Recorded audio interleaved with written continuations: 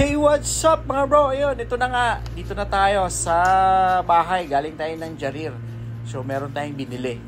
So, papakita ko sa inyo ngayon. Ayan na. Cellphone nga pala yan. So, unboxing to. Kasi nakasale ang Jarir ngayon eh.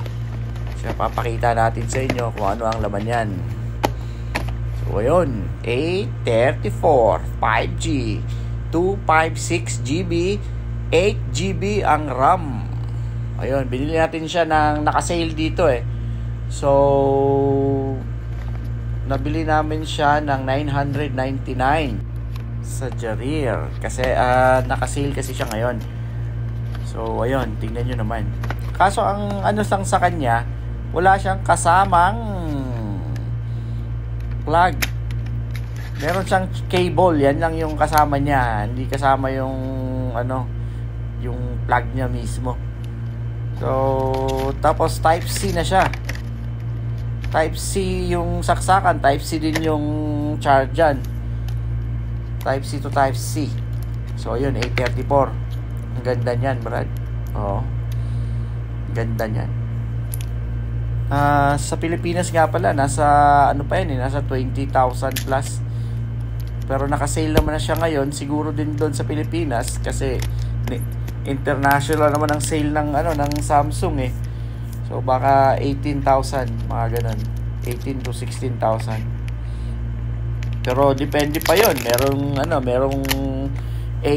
Merong 6GB lang 'yan, 128.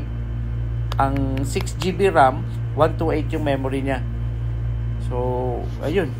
Napakaganda.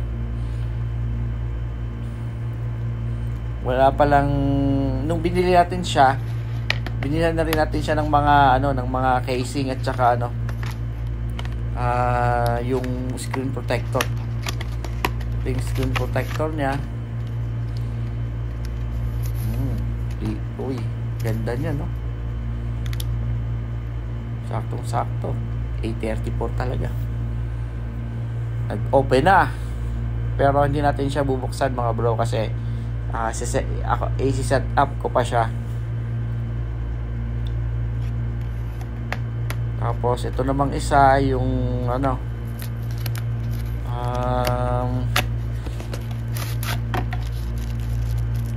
back protector casing.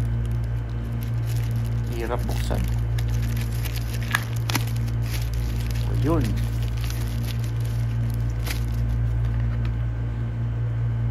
Mas maganda talaga pag may protector yung yung cellphone. Kasi yung cellphone ko, nakailang bagsak na to eh. Pero lumalaban pa din. Kasi may protector nga siya. Ayun yung gilid-gilid niya oh.